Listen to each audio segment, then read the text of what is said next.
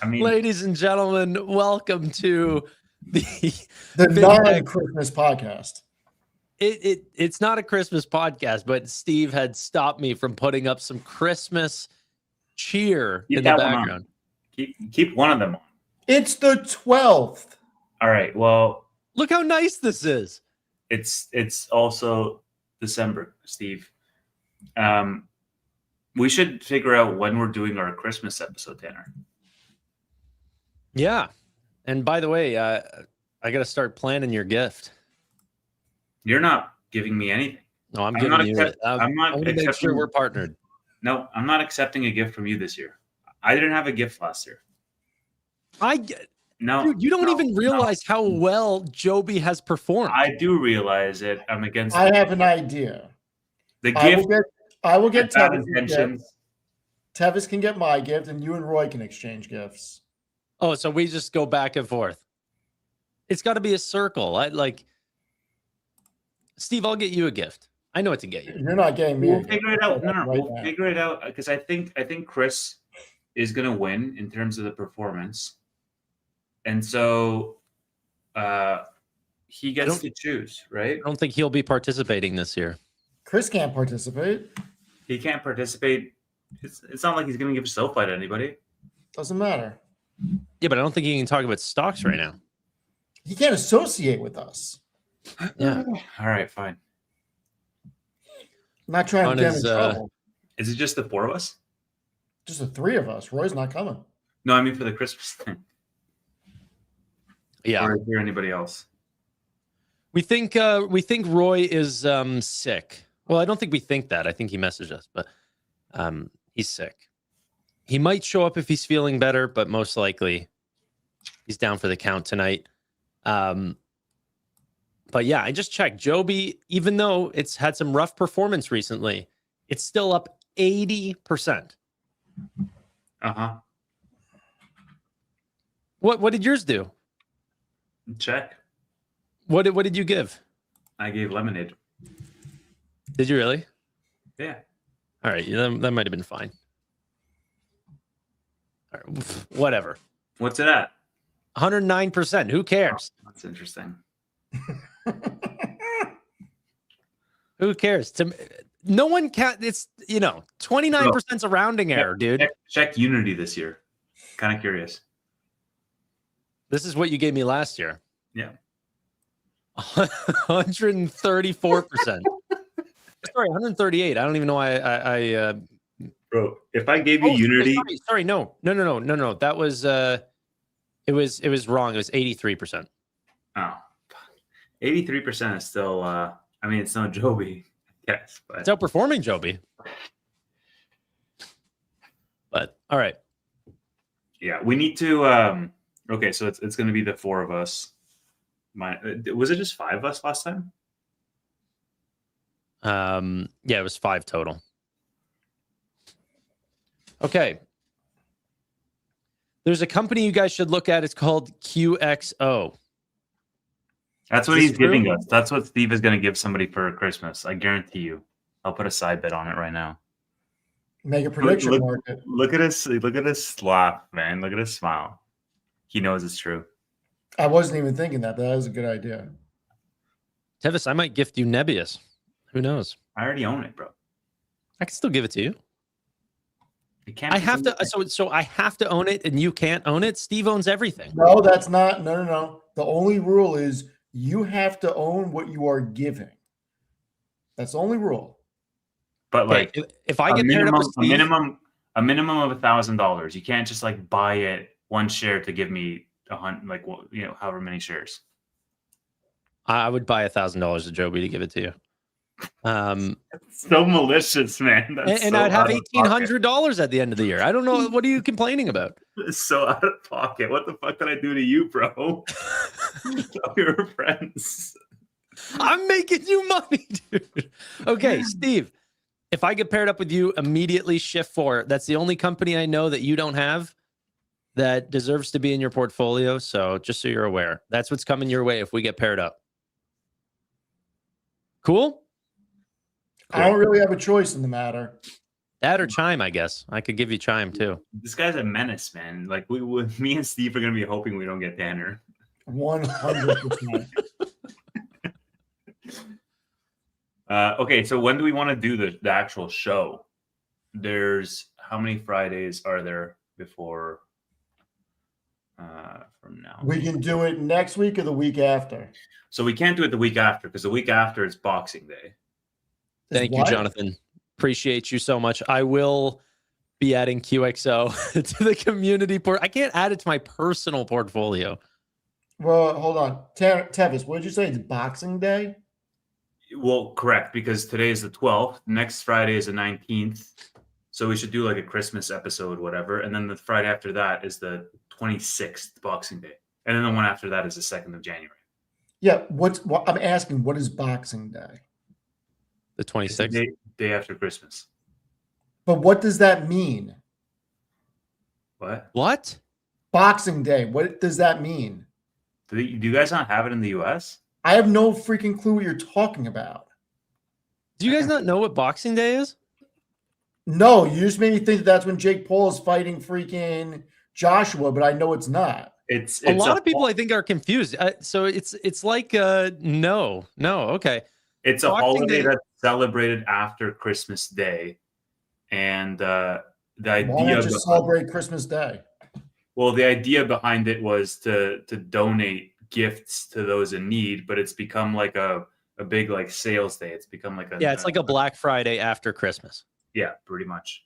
Okay, so we can donate and still do a show. Well, it's after Christmas. We're doing a Christmas gifting. Jonathan, brother, seriously, thank you so much. 10 more people are going to be able to watch the live stream after. So the members only live stream now, which is quite interesting. Right after this, we're going to immediately start streaming. It takes us probably about 2 minutes to set up, but we'll rush into it. I think we'll be a lot faster this time. But it was very nice having the live comments in our after hours this time. All right, I'm still confused. So why can't we do a stream on the 26th? We can. Here's what I think. I think the 26th. Bro. Oh, look at that. Jonathan Price with the 60 gifted. Jeez. Look at that. To join the live streams afterwards. That is unbelievable. Jonathan, all right, I'll add QXO to my personal portfolio. You better freaking add it at this point. Jeez. I think, Steve, we save the 26th as like a New Year's stream, like New Year's predictions and whatnot. And then we can do the 19th as a holiday gifting stream. And so that way you're ahead of whatever. Problem. Okay. Jonathan's not Dookie Pie. Jonathan is Jonathan. Maybe it's Dookie Pie's husband. Who knows? Whatever happened to Dookie Pie? I didn't know that's really what I just learned today, that Boxing Day is a Canadian thing. Did you know that? Apparently I had no clue. Boxing Day is literally, I don't know why they call it Boxing Day. I didn't actually know that it was tied to a charitable giving type thing. I just thought it was like Black Friday. It was like it's always a sales day. You see companies come out and they promote having things that are 60% off. Like it's like, people run through the doors and try to grab everything that's left. Yeah, the same thing as Black Friday. That's how it started, was like charitable donations because it's like leftover gifts from Christmas and whatnot. I guess it's a British thing as well. All right. Yes, let's talk stocks. Steven is right. I'm over the I'm over it. 26 is supposed to be the first day of the Santa rally. Okay. SoFi. Can we jump into that? So SoFi has been pumping out new products recently, like at an unbelievable rate. Essentially, I did a little count going through all the new products, like real usable. Not all of them are revenue generating. There was a full update to SoFi Relay that's not necessarily revenue generating, but either fully updated products or new products in general. 12 new products have been added in Q4 alone. What do you guys think about the size of these new products? So we have crypto, we have remittance payments like instant transfers, L1 options, like all these different things. What do you guys think that this means for Q4's revenue? How much do you think is actually going to be accumulated and added this quarter? That's sort of the question that I've been pondering recently. Steven, I'll start with you. I don't know if I want to go after you with you using fancy words like pondering. I know. I have a thesaurus right beside me. That's why I'm up to date these days. I wouldn't be surprised if you have it open on another screen. I really don't. It's just Bro, pondering, dude. what was that word that you used once so he made fun of you for? I know what it is. Scuttlebutt. Scuttlebutt. You like that? That's memory right there. That was like from 2 years ago. Yeah, that scarred me that day. So which new product do you want to talk about? The secure card? Is that what you want to talk about, Tanner? Secured card, L1 options, crypto. These are all, new products are going to come to SoFi for those products. They're going to generate new profits. The smart card, every customer that now is going to get that smart card needs to pay $10 a month. What does this mean for revenue, bro? I'm more interested in L1 options and crypto than that card. I don't think that card's going to be a huge thing. I think it's going to be a flop. I hope it's not, but I think we'll get more reoccurring revenue out of options and crypto. Yeah, I was just going to say, everybody who gets that card has to pay $10. What does that mean for revenue? It's like, it means that not a lot of people are going to buy that card. 100%. It's a massive barrier, but it's just part of the slow rollout. Yeah, but it's not just the card is $10 a month. That's an oversimplification. You get 4.3% APY. You're getting unlimited financial planning access. But it's like a card to build good credit. I mean, they're giving you 5% on groceries. Somebody who actually benefits from 4.3% APY is not also the person who needs to build good credit, who cares about the grocery. Like, the person who actually benefits from 4.3% APY is going to put $100,000 on there in the savings account or whatever and keep it safe to actually fully capitalize. The person who cares about the 5% on groceries and wants to build good credit, generally speaking, won't have a wealth that they can just dump into savings passively. Yeah, I think that's fair. It is kind of weird that the secured card that is going after, sort of the people who are building credit. I'm just repeating what you're saying, but honestly, I do believe it. Jonathan Price with the 10 Steven Fiorillo memberships. Thank you, Jonathan. John's one of the gems for sure. So to add on what Tevis was saying, I'm going to push back on one aspect. The 5% on groceries, depending on how big of a family you have, could be substantial. I mean, look, Hager's got 4 or 5 kids. His grocery bill's got to be huge. I mean, if you're spending $800 a month on groceries, which is not anything crazy for a family of 3 or 4, I wouldn't think. You're talking about $480 back a year. So it's substantial. Now, Tanner, what is the rest of the rewards on it? Is it 2 or 3% on everything else and 5% on groceries? Nothing on everything else. Nothing on everything else. So it's straight up just groceries you get the benefit on. Yeah. Then that is a horrible card. Yep. Agreed. Horrible. Because you can get, if I'm not mistaken, an Amazon card, get 5% back on Amazon, but you also get something back on everything else, or Robinhood, 3% across the board. I mean, if you're getting 3% across the board, you're going to make more in points or cash back than just 5% on groceries.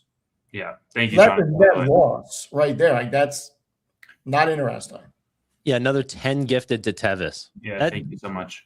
That is 80 new people that are going to be watching the live stream tonight. That's going to be a fun live stream tonight. Yeah. Yeah. I agree with Steve. And it being so skewed to just one side just means that people who do, the few people, relatively speaking, who do adopt this card are going to have it as one of many cards that they only use for groceries for that specific reason. And we still have to figure out if you're getting a free run on your cash for the month, or is it drawing it down? No. So this is what's interesting. I've been looking into this. I actually think it's not, and someone from SoFi has not given me the full answer on this. So if you guys are an employee, please step into my DMs and let me know. I'll keep you anonymous. But I think it's actually not just a secured card, because there is a screenshot that SoFi ended up showing off that says the amount that you have in your balance, which means that it stays in your account. So you are still building interest on it. That's guaranteed. And then they also say auto pay is on. Well, my question is, can you turn auto pay off and turn this into a real credit card? That's really why not just go get a real credit card that you don't have to pay $10 a month for? Well, I don't know if you'll be able to. It's not a $10, like that's the confusing part. It's not a $10 a month card. It's a $10 a month for SoFi Plus. SoFi Plus is going to get you that 4.3% APY. You know, the card as well. You are a shareholder of both Hood and SoFi. I believe Tevis is a shareholder of both Hood and SoFi. If you had the choice of, I believe Robinhood Gold is $5 a month, correct? Yeah. What is better? What is a more, not better, but what is more bang for the buck? Robinhood Gold or SoFi Plus? The Robinhood Gold, but it's also a good card for people who can't get a credit card. You know? So if you have a really low FICO, the gold card is not even an option for you. But the Hood Gold card, I absolutely would choose over the, you know, grocery thing. Like, I don't even buy groceries. So how do you not buy groceries? Well, I mean, I do, like, we do buy groceries. I was just showing you, I was eating a snack before. Like, I mean, I do buy groceries. Right. Like, obviously you buy food. That's considered a grocery. I was just showing you I was eating a snack. I eat like you humans do. No, yeah, of course. No. Okay. So what I mean is, you know, I'm eating 2 meals a day now, and those are pre-prepped every day. So I'm not buying groceries for those. We don't cook in the house. Right, but that's still considered groceries. You're buying food. No, but I don't think it does. Like, for example, I heard that if you buy at Target and Costco, that does not count because those are warehouse things. And that's also where we get our groceries from. Well, that's ridiculous because that's where people buy groceries from sometimes. I agree. I don't think it's a very thought out card. Hey, Anthony Noto, come on the show. Well, I think that's an interesting point though, right? Because like, if Walmart and Costco count as grocery stores, great. I'm gonna get some home hardware and a new T-shirt and pants. It's like, you know, I think it should be like purely grocery stores, you know. Okay, but think about what you just said. I can go to any regular grocery store, Kroger, and go buy pots and pans and that type of stuff too. Yeah, can you buy a flat screen TV at Kroger? No, but some of the other stuff at Costco. Just saying. You know, I think like if it has an electronics section, it's not a grocery store. Yeah, but you should be able to, like, this is where payments is not really thought out yet. They should be able to see what is a grocery store purchase. I mean, Costco obviously has a massive, you know, Kirkland's a huge brand. I mean, everything gets scanned in for the bill. They should be able to determine what you're spending on everything. And we're not quite there yet, but maybe one day. Should be. That's always been my biggest like idea. And I know that some companies are trying to crack this, but I don't think there is actually one yet.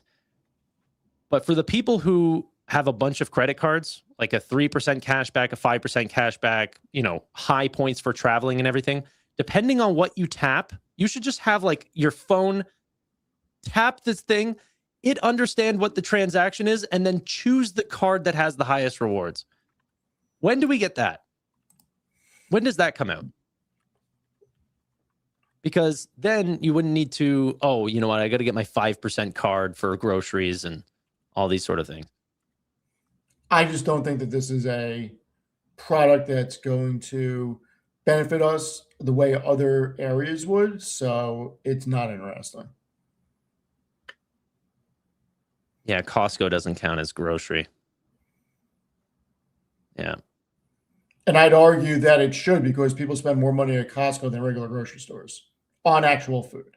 Then that'd be interesting because it's like a subscription to shop at Costco and a subscription to have the SoFi card just for 5%. You're going to be dropping like 10 grand a year on Costco minimum to like make that card worth it. You know?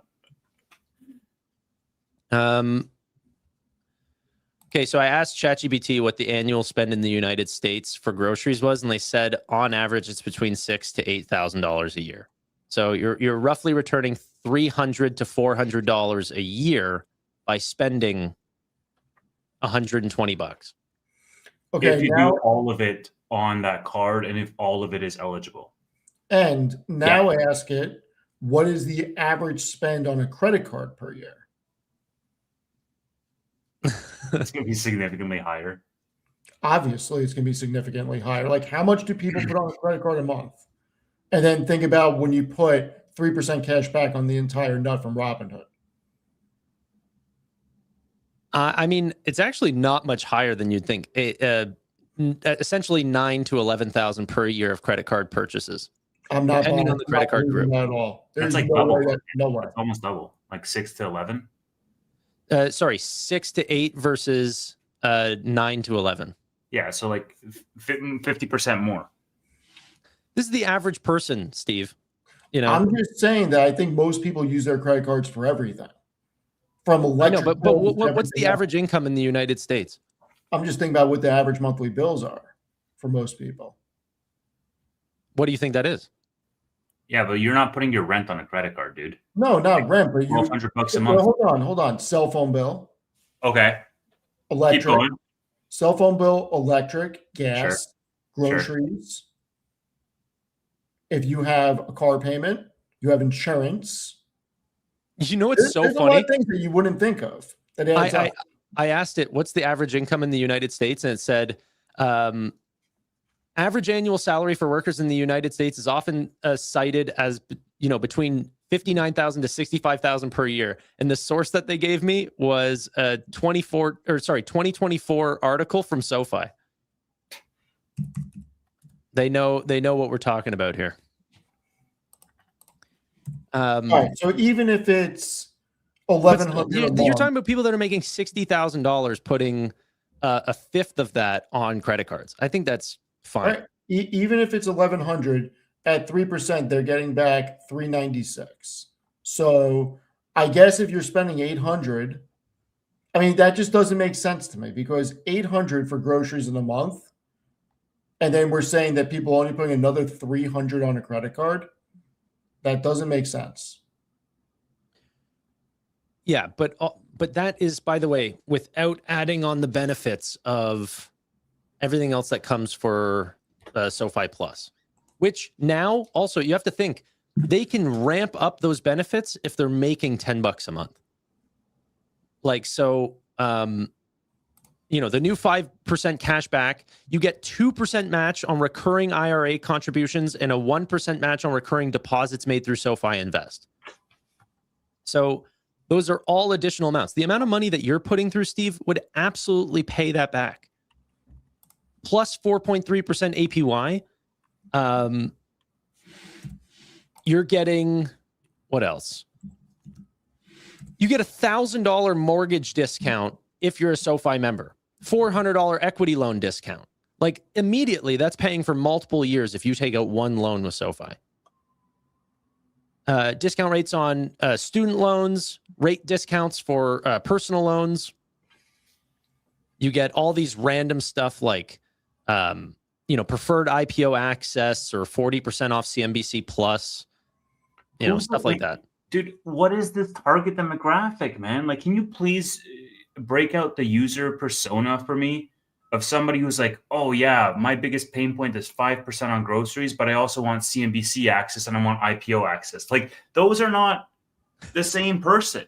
Can we get business banking and wealth management before we get this, please? I swear to you, Tevis, I completely agree. Like they have a credit card for people who are trying to grow their credit, the Essentials card, but then they also have this card, which is a secured card, but it's for $120 a year. I don't think those two categories align. However, I've been proven wrong many times by SoFi, and I bet you they've done a lot more research than I have. And plus, I don't even know if it's 100% a secured card or if it's like a dynamic card. I don't know. I wish it was a revolving 5%. Have you seen? That's what Chime does. They're only offering like 1.5%, but the category changes, I think, like bi-weekly or monthly. So, you know, it'll be groceries at one point, or then it'll be, you know, bills and utilities or something like this. Like the categories change over time. Gas. Can we talk about NVIDIA and AI? Sure. That was enough SoFi talk for you, eh? I just don't think there's anything to talk about with SoFi at this point. Well, okay, let's just do this. What I'll do on the side here is I'll create the live stream for the after hours, and so that way we can share the link to the audience while we're in this show. I just need a topic for the after hours to get us started. So, do we want to do? Dude, we're 30 something minutes away. Yeah, I know. I mean, Oracle and Broadcom were pretty big stories. I think we should go over that and discuss how the market took a dump. The bears are wrong. There's no structural damage to AI, and these valuations do not make sense for the greatest companies ever in the history of the not just American but global economy.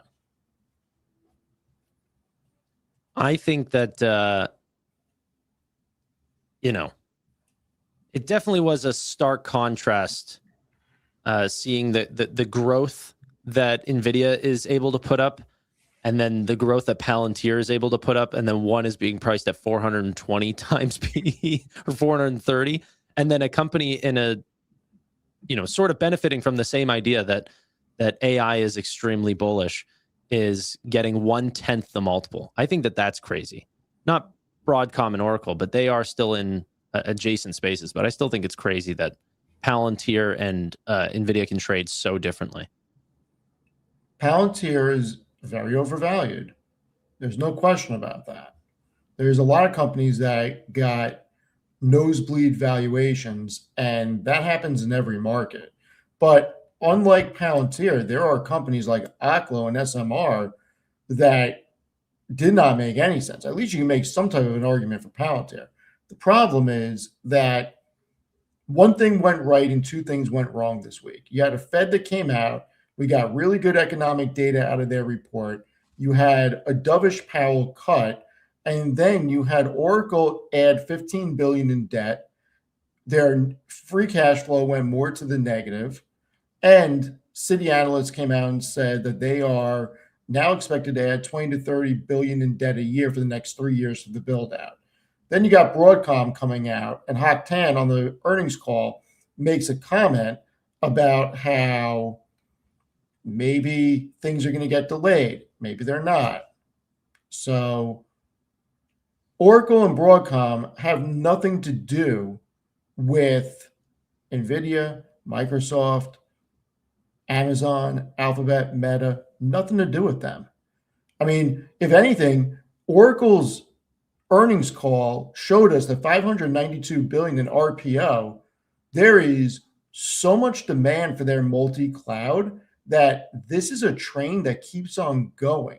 When you add that to Microsoft's, Amazon, and Alphabet, the RPO is over $1 trillion. Now, obviously, that's over a couple of years, probably several years, but that runway for chips is immense.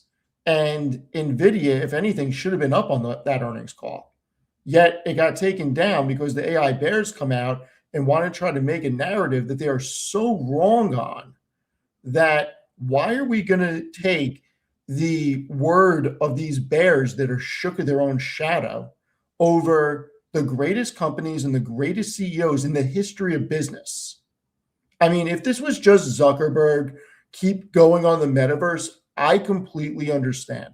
But this is not. This is the best CEOs we have ever seen across the board in a segment that does not stop. It only innovates, and it is never stagnating.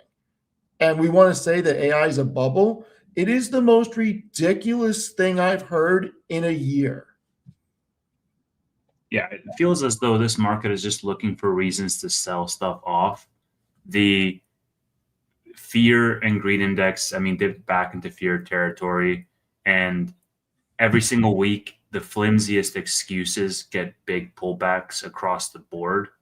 I was just joking with Matt earlier today, like something OpenAI does drags all the public AI companies or the complementary AI companies down, and then that drags the wider market down. And I'm like, it's not even a public company. Like, it's just so fragile. And that's overall the feeling that I have about this market in general is, okay, really? Oracle now has the power to bring the whole market down? Really? Because it used to be where really only NVIDIA and like the Fab Five companies had the power to bring the market down. Now we're widening that to Oracle, and we're widening that to OpenAI, and we're widening that. And it's just like, this is fear, man. This is uncertainty around what is the future going to look like from that AI narrative. And to me, they seem holistically like buy the dip opportunities because the thesis is still intact over the long term. And so over the short term, I think it's just, we have to get through the earnings so that we can build a foundation. But I think there's still a lot of reverberations of the last pullback that we had in November, right? Like, I just feel like we're not even on steady footing right now from a market sentiment perspective.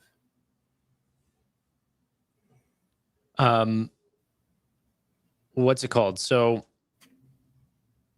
yeah, I do find that we're just getting sold off at any single turn. But Tevis, how are you sort of positioning your portfolio to take advantage of if AI just keeps trucking along and, you know, maybe there's bearish sentiment, but if you still believe in the trade, what are you buying?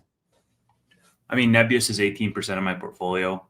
I bought Meta a couple weeks ago. I'm going to continue to buy Meta and maybe get back into NVIDIA. I think at these prices with what's coming out. Dude, if I had your portfolio with no NVIDIA exposure, I think I would take out like a 5% stake today.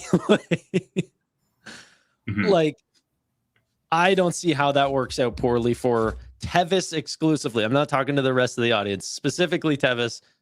Yeah, it's fairly in line. I mean, Steve really helped me with an allocation document because I mentioned to Steve offline that I was like, hey, I want to sort of restructure my portfolio a little bit and go more defensive stability. And believe it or not, like in the context of my portfolio, which is volatile AF, like Meta, Amazon, NVIDIA are stable. So that process is underway for me. And I'm starting to sell off some things, write aggressive covered calls to roll out of some things and get into some of the safer positions. And my hope is that in January or February at the latest, I'm going to have cornerstone positions in Meta and also in Amazon, and then a smaller allocation in NVIDIA, probably single digit percentages, like 4% to 5%. But still extremely heavy in Nebius. By the way, I took an additional, or I bought a more Nebius today. Good for you, man. I think so much is not priced into Nebius right now. It's ridiculous. And I mean, look, you weren't an investor at this point, Tanner, but when Nebius first dropped the Microsoft hyperscaler, partnership, the stock like jumped like $30, $40 off of that one single announcement. And that to me is a signal that so much is not priced in. All of this UA data center build out that we're seeing right now has not been officially announced on their PR page. It's not priced in. All of the subsidiary value that they're creating has not been priced in. Databricks is going to go public in 26, has not been priced in from a ClickHouse ownership perspective. Avride Uber partnership has not been priced in. The European build out where they said, hey, we're going to spend 20 billion euros on 5 gigafactories for AI build out. And Nebius is a European company, not priced in. So like there's such, and that's just like news over this week that I'm mentioning, right? there's so much disrespect, I think, that's going on, where Nebius shares in the losses from other AI companies, even though they had, like, the roadmap is looking great for them, but there's so much that's not priced in from the upside. And so I think it's just a great buying opportunity personally. Are you touching any of these or this name, Steve? What, Nebius? Yeah. No. What do you think about some of the neoclouds? Steve, I know you were thinking about Nebius. So where are you at in that process? Because you said it was looking interesting recently. It was. I would like to see them go down, though. To what to level where? and I why? don't know.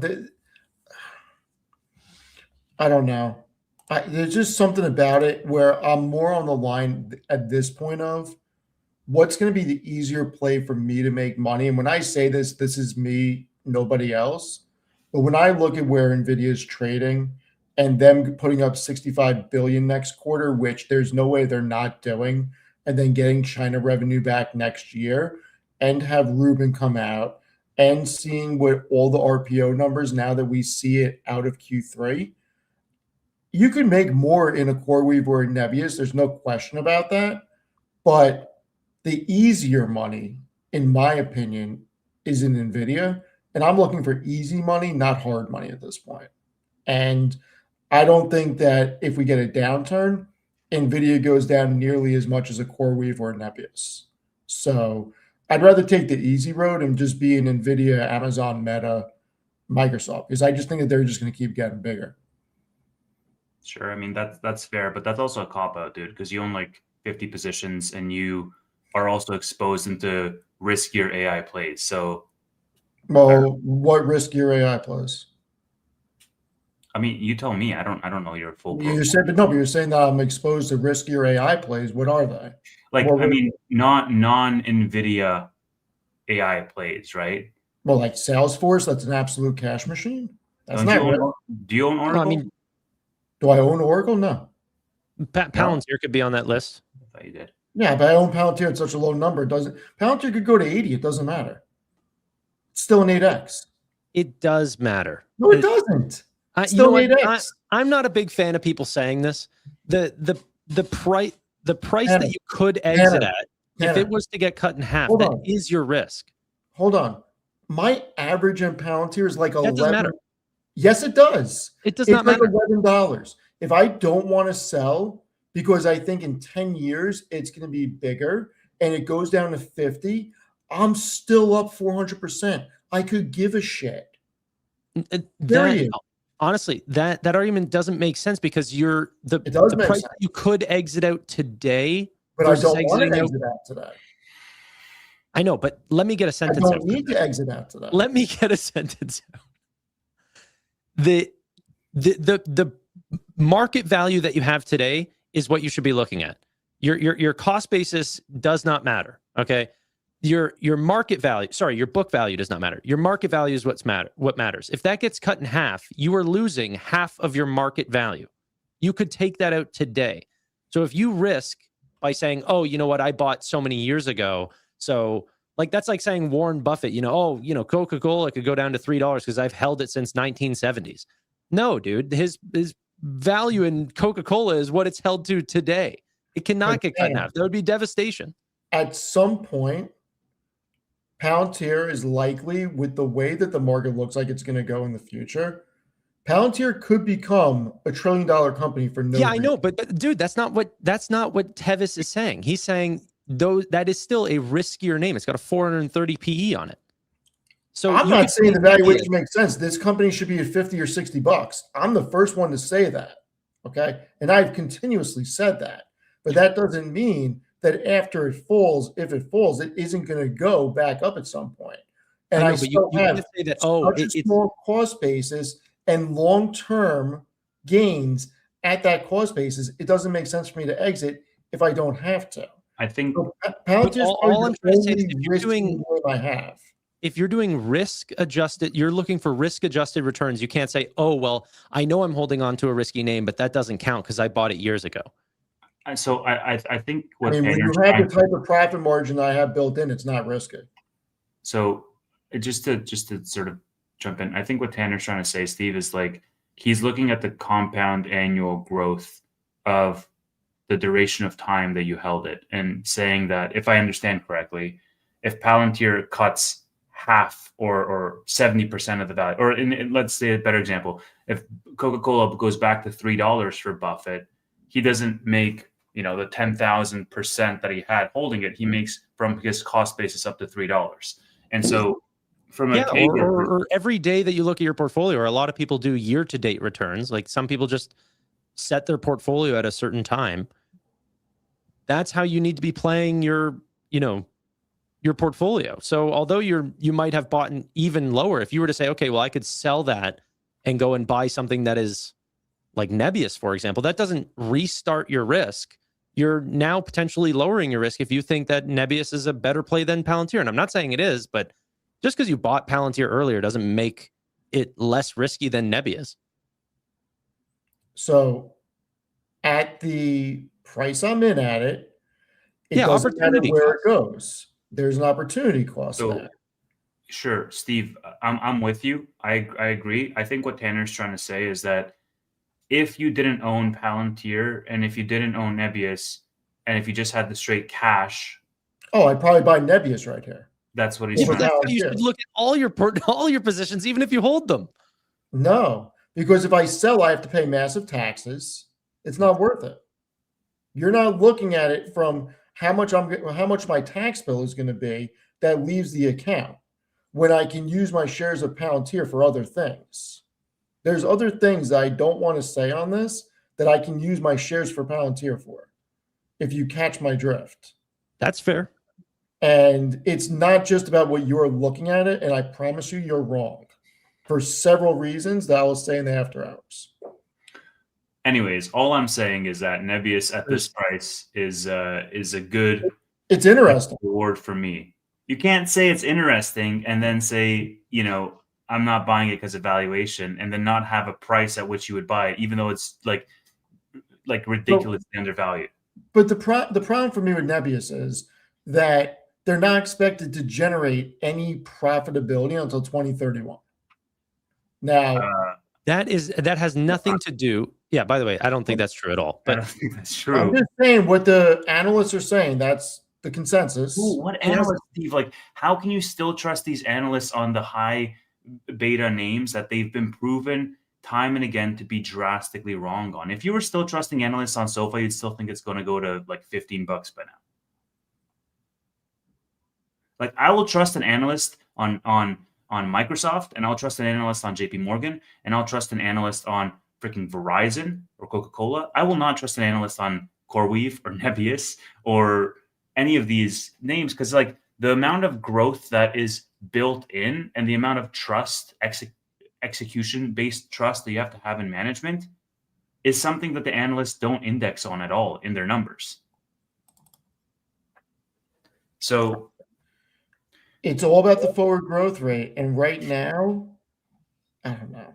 He's about to pull up the analyst number. They've raised every single quarter, Steve, and so they raised their projections to 7 to 9 billion ARR for 26, and they said over half of the year is already booked for them. And then on the other hand, they're now building all of these facilities, and management has said, we're not going to build if we don't have agreements on the other side of it. And so you have to ask yourself, okay, what agreements do they have that they're building for that they haven't announced yet? So like there's so much, man, in terms of, this is a $22 billion company. If you just look at their subsidiaries alone will be there's not like, what is it? Avride raised $375 million. Okay, that doesn't sound like a lot, but they just partnered with Uber. And they're actually doing real robotaxis. Why do you like Nebius over CoreWeave? I just like the vertical, like I like the full stack that they have for their business model. And I also like the exposure to the other verticals that they have through their subsidiaries. So those are two big reasons why I think Nebius is building a full end-to-end platform with Token Factory, with all of their offerings.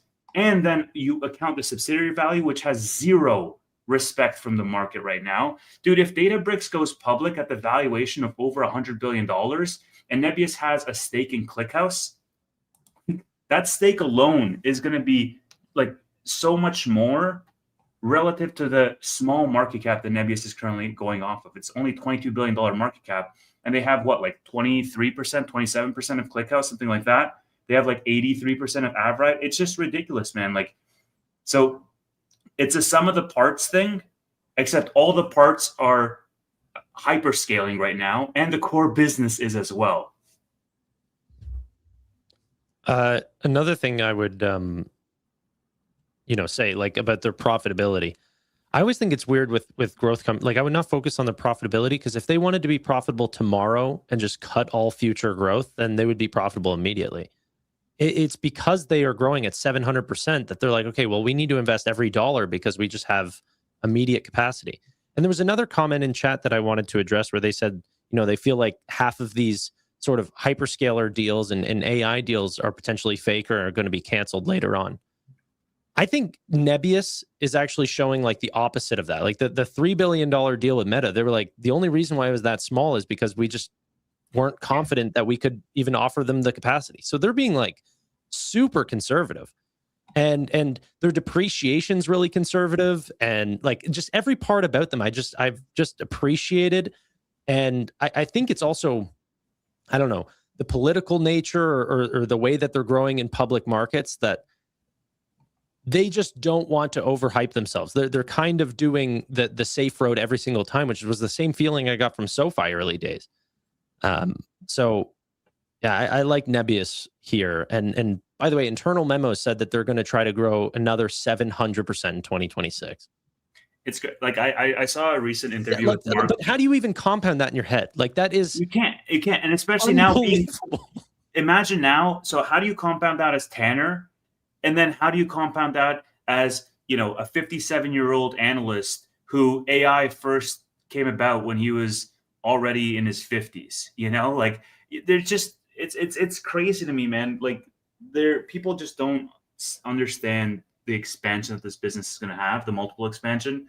I was listening to an interview with Mark Boroditsky, their CRO, and he was like, our biggest thing right now is how do we say no to all of these people that want to do business with us in such a way where they'll want to do business with us a year from now or 2 years from now, because we just physically cannot fulfill all of that demand that we have.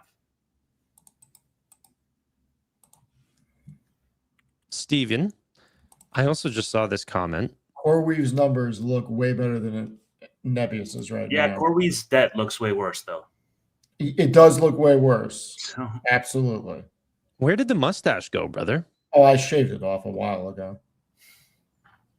No, Steve is not 57. That was just Tevis picking a random number of an analyst. Correct. Steve's a young buck. People don't realize it. I'm trying to bring up their latest presentation. Are you 43, Steve? Yes. Gotcha. So Solana versus 79 billion Ethereum. expected run rate at end of 26. Jesus. Tim Sweeney. Thank you, Tim Sweeney. With $100 gifted, you guys are looking at the smart card all wrong. You don't compare a secured card with TAM of 120 million people with cards the people can't get. It's pay off an ecosystem, not a premium card, which should come later. Tim, if you want to come on and explain that, just in case I got that right, let me send you the link. Yeah, send him a link if he wants to come on. And thank you, Tim. It's very generous. Guy is He's the best. loaded in SoFi shares, and he doesn't want you to disparage this name. And we do get many things wrong. Okay, I sent Tim a link. Let's see if he can jump on. However, based on the SoFi donation, he might be a little behind on the stream. So I wonder if he's even going to see my invitation. We'll see. I think you need to let me rephrase. I would love for you to do some more homework on Nebius, Steve, because I want to be in this name with you, man. And I'm and thinking about buying both Nebius and CoreWeave actually, Both. because I can't tell which one's going to do better, and I think they're both going to have staying power. Mhm. And the debt is a lot, but I don't think it's necessarily going to matter, because if Verizon and AT&T, and these are bad examples, because Verizon does 50 billion of EBITDA, so obviously they can afford a $6 billion a year interest payment on that debt. But with the amount of demand that we're seeing, with over $1 trillion in RPO from just 4 companies, okay, there is so much demand for data centers that either Nebius or CoreWeave is going to win, or both of them are going to win. So I think I would rather hedge my bet, not going all in on one of them and splitting it between the two of them, because I really don't know which one's going to do better. And I do want some exposure to the neo clouds, not just the hyperscalers. I do want to go one vertical down. And it's been really hard to differentiate which one has more potential. And I think the fact that CoreWeave is going to be profitable quicker, for me, I like that. Yeah, what I'll say on CoreWeave is, like, they have a lot of customer concentration. They're basically like a massive integrator. I like the fact that Nebius has the full stack advantage. I mean, they build their own cloud infrastructure from the ground up. They have their proprietary, racks. They have the software layer for handling the AI workloads. Oh, Tevis, just stop. I know why you like Nebius. I just looked at the option chain. Well, like, CoreWeave is going to have it too, man.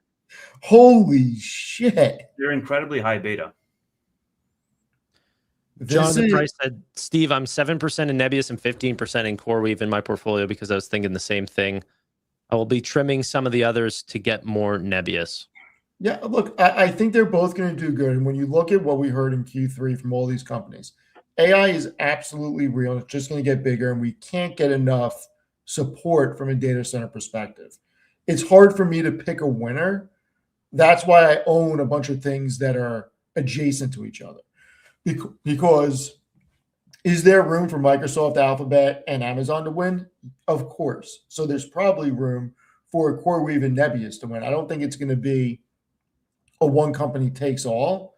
And I think instead of me trying to pin it down and figure out which one to buy, I should just buy both. Because even if these are volatile, I can just get more shares in the future at a cheaper price.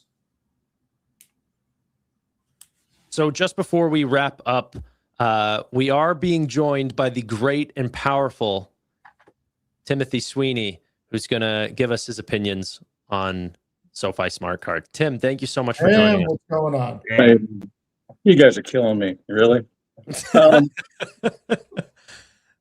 you donate $100 to get that point across? You know what? I almost donated 1,000, but I didn't think that if one of you guys would have got this, I would have donated 1,000. But that's this card is a great card for people who can't get a credit card and are using a debit card, like poor people, of which none of you seem like you've ever been poor, because poor people get it. Right? And my DMs, and people go, oh my God, I'm going to love to do it. And everybody else looks at it and goes, well, it's not a card I get. Well, yeah, it's not going to be your primary card, but there's 120 million people. Now, this goes against SoFi's high earner things, but it's part of an ecosystem where it can teach people how to learn to use the card by having the dynamic funding, and they get 5% off groceries. I'll give you a couple examples. My son's disabled. I am a Social Security payee representative. It's hard for me to keep track of his spending, other things. It's good to have this kind of card because all he buys is groceries with his money, because you got to report that to the Social Security and they like to see what you're doing. And I can track that with Relay. My brother doesn't have a lot of money. Maybe say he has 100 grand. He throws 100 grand in his savings. He gets the extra boost. The extra boost pays for the card. He's not going to invest the money. He has credit cards and he gets a 0% credit card, but he buys groceries and he has that. That's a good card for him. It would be a good card for anybody else if they just want to get the 5% on groceries. Is there a better card for groceries? Yeah, there's a better card for groceries. But part of me is there's some people who will just use it for groceries at 5%. Because you get an American Express card that has 6% on groceries and you pay a $100 fee, but maybe you can't get that card. And so it's unfair to compare it with, say, okay, Hood's card gives me 3%. Yeah, okay. Somebody who can't get a credit card is going to get in line for after the other million people in a Hood card and get a Hood card. This is part of an ecosystem. Now, did they communicate it correctly? I don't think they communicated it right. I think the rollouts could be communicated a little bit better. They could have had a chart. And what they did is the only thing they really did for the people who are getting direct deposit is you take away the access to IPOs and the 10% on the 2% credit card. But eventually you're going to have a premium card. They have to have a premium card. That premium card could be tied to your invest account, which would make it secure. It also would make any loan you got with them secured by that a tax-deductible investment interest. Plus, the way they set their margin rates, even then they said they lowered them, they're still not competitive. So to get a competitive margin rate, you issue a premium card where if you sign up for the premium card, you get 1.5% off all those margin rates. And there's a lot of things they could do by structuring that fee so it goes down with the amount of your assets that you have in invest. So then if you only have the 2% card, you go, I'm going to pay for this other card, put most of my assets there, and then I get the fee kind of waived. Plus, you'll get the 1% and 2% or maybe a boost on those as a premium card. Now, if you look at it like, oh, this is their premium card offering or the premium card offering is a 2%, I agree. It kind of looks stupid. But I don't think that's the way they go. Like they said, they're going to be conservative in rolling out credit cards. Because if you get a premium card like Robinhood's card and you have 3%, you get somebody like me who charges $8,000 or $10,000 a month on your credit cards, and you're giving 3%. That's a $3,000 or $4,000 you're giving the card holder every year, maybe a couple thousand over any kind of interchange you're going to get, and that's going to be terrible for you. And that's why you hold off. And if you look at Robinhood, I'll bet they look through the people they get. Certain people that they like, they'll give the card to, but the other people, they'll just, you don't know what their underwriting is, but maybe they're just looking at the amount of assets they put on their platform. That's a good idea. That's the idea I suggested for Robinhood like 2 years ago. I said, you got to do this card. You got to look at the assets of the platform. So I think you guys are looking at it all wrong by comparing it to other cards because that market is huge. So Tim, I don't think that the gold credit card would be my comparison, but there are other secured cards that don't cost $10 a month. Right. And those are the ones that I think are worth comparing. That the quote unquote poor people, it would be a hard stretch for them to get back into these, like the whole reason why they broke up with the big banks were to escape the fees. And now they're sort of remaking this connection. Yeah, I understand that argument. And so tell me the secured card, because I know Bank of America has a secured card, but Bank of America is not giving you interest on your savings account. And if you teach these people the right way to use this, nobody. I have a shit ton of money.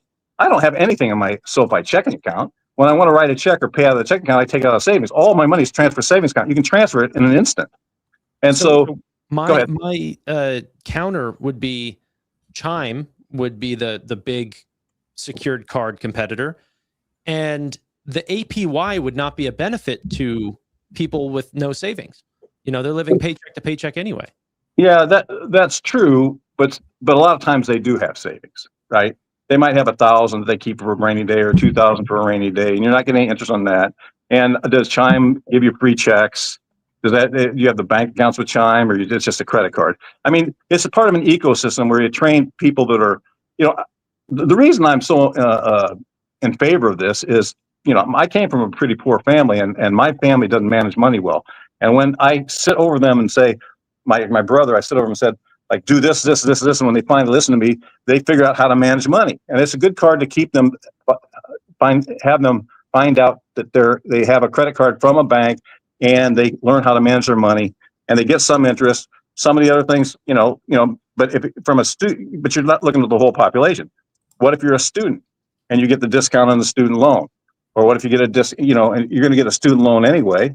I always suggest that they wrap them up together and just waive their fee for a year or two if they get a student loan, just because they could easily do that. So I think it's developing. I mean, I hear what you're saying about some of the other cards, but I don't know if the Chime card, does that give you 5% off on groceries, or do you get anything on the debit cards? They have a a secured card that gives you, I think, 1.5% on a rolling category. So sometimes it'll be gas, sometimes it'll be groceries, sometimes it'll be, other things. That's a lot of work for me. Right? That's a lot of work for me. I'd rather have, even me, I'd rather have the 5% card. I don't buy groceries because my wife does. I'll just give it to my wife and say, use this every time you buy groceries. It's not a big, I agree with you. It's definitely less impactful than SoFi's, like it, having to keep up with all the categories, but it also is not $120 a year. Yeah, that's true. After they do the soft, but if you can pay for it, it doesn't matter, right? If you can pay for it, it doesn't matter. If you can pay for it out of the savings, people are you're not gonna have the best card out of the whole ecosystem in every category compared to every other card. It's just not gonna work that way. And as a shareholder, you got to figure out what's the best way to hit the people you want and make money. So, students, people just right out of school. I mean, it would have been a much better card if they added restaurants to it, but I think then it doesn't make it profitable. I mean, I've had a lot of DMs of people saying like, oh, well, why don't they just give me this in the 2% card? And why don't, I want this and I want that. I mean, everybody wants stuff and everybody looks at things through their own perspective. But if you look at it through a business perspective, you got to see what's a good card that can get you don't need 120 million of those people. If you get 10 million that are willing to pay it because they buy, this thing that people only buy $500 groceries is kind of nonsense. I mean, people buy $1,000 of the groceries. And if you're a poorer person, you don't get to eat out that much. So you buy more groceries. And so you spend more money on groceries. So that's the category you need if you're poor, because you buy rent and groceries and you don't have money for much else.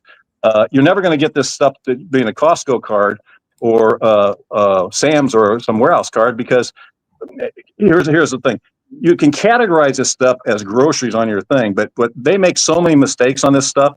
I used to represent Vons, and we had and a couple other grocery stores that big audits. They can't eat. They have make so many errors, like with regard to how they tag individual items as it is taxable versus non-taxable for sales tax purposes. So you can't really count on them. So pretty much they just count on the overall category that those companies have for their credit cards. And I don't think Walmart or Costco is a grocery store category, to tell you the truth. I think that's how it works. Yeah.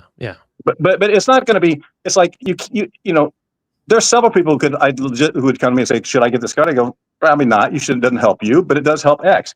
So you're not trying to find a card that's uniformly going to get to everybody. Why is Chase such a great lead on credit cards? Because they offer so many alternatives to people who will use them, and so that's why they have so many cards. I don't think SoFi can go that route. I think they have to have an ecosystem of like 4 cards. I think they've got to get rid of the Essentials card, because I don't see what that does. It has no rewards, right? Yeah. So that you start with the Smart card, and then you give these people incentives to go up to the Everyday card. Or remember, they now waive that, so you can have the Everyday card and the grocery card, or you can have the 2% card and the grocery card. So it's not like they used to, where they forced you into having only one card and you go, this is the card I'm going to pick, because you're definitely, that's the only credit card you're going to get and you're making money. You're never going to pick that card, right? Because I don't even buy the groceries. I'd never use the card. But my wife will use it. She'll use it in groceries. Let's because we're already past time now. But yeah, Tim, I'm curious if potentially you either have time this weekend or, during the week or something like this, where we can do a SoFi dedicated conversation. I'd like to do another long talk, but we just got you in at the end of the show, which is honestly bad. Poor planning on my part. I should have sent your invite a long time ago. But do you have any extra time? Because we're a little past. Yeah, I have some time. I'm just sitting home. I just got out of the pool, actually. Okay, so why don't I set something up? If Steve wants to be a part of it, Tevis, I'm sure, does also want to be a part of it as well. We can set up another podcast specifically to talk SoFi. Yeah, that's fine. That's fine. Okay. I mean, that's the only thing I had to say, really. So, but if you want to set it up, I'll there's been a lot of new updates, and I want to pick your brain on all the different things, crypto and everything. So, but let's jump into the after hour show. Steve, Tevis, do you guys have any last words before we jump over? No, thank you, Tim, for being here. No, I don't know how you guys split that money up, but yeah, Tevis. Yeah. Well, that'd require Tanner actually coming to Toronto, Tim. for me to actually buy him dinner or drinks or anything in between. No, I have e-transfer. It's all good. Oh, Hey, if you had SoFi, you could transfer it instantly. It's true. Well, tell them to come to Canada. You might have better connections than me. All right, guys. Thanks, Tim. Thanks, All right. man. Thanks, Steve. Travis, bye. Ladies and gentlemen, that's been us on the Fintech Frenzy. I think we're going to be continuing a lot of the AI talk, and BMNR especially is another one that I wanted to touch on. So if you guys are a member, have been lucky enough to catch one from Jonathan, or if you want to join, you can hit the join button down below. But bye for now.